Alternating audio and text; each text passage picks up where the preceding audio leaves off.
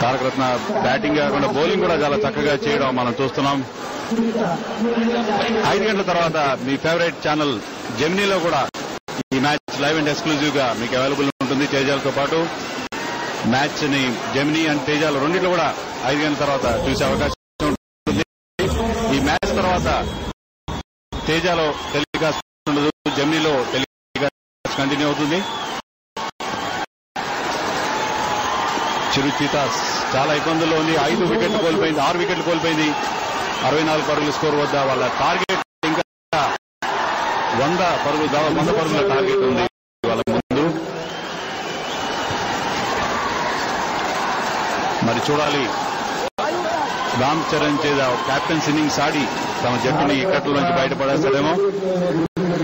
Main batsmen అందరూ ఇప్పటికే పెవిలియన్లోకి వెళ్ళిపోయారు. ముఖ్యంగా రఘు, సచిన్ లాంటి ఆటగాళ్లు, అలాగే అయ్యప్ప శర్మ కూడా ఎక్కువ స్కోర్ చేయకుండానే అవుట్ అయ్యాడు. దాంతో చిరుచితాస్ సరైన జవాబు ఇచ్చిన పరిస్థితి మనకు కనబడడం లేదు. ఈసారి లెగ్ స్టంప్ మీద ఫుల్ టాస్, దాన్ని ఉపయోగించుకోలేకపోయాడు రామ్ చరణ్. సింగిల్ మాత్రం లభించింది, దాన్ని లెగ్ బై గా ఎంపైర్ ప్రకటించారు.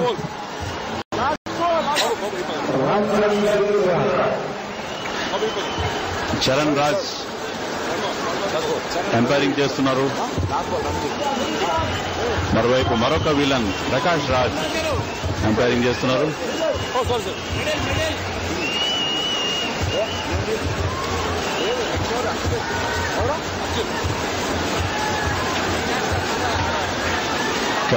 ప్రకాష్ రాజ్ మీరు చూడొచ్చు స్క్వేర్ లెగ్ స్థానంలో ఉన్నాడు. ఆయన ప్రస్తుతం చాలా ఉత్సాహంగా ఎంపైరింగ్ చేస్తున్నారు. సింగిల్ లభించింది. 66 పరుగులు 6 వికెట్ల నష్టానికి 9 ఓవర్ల తర్వాత.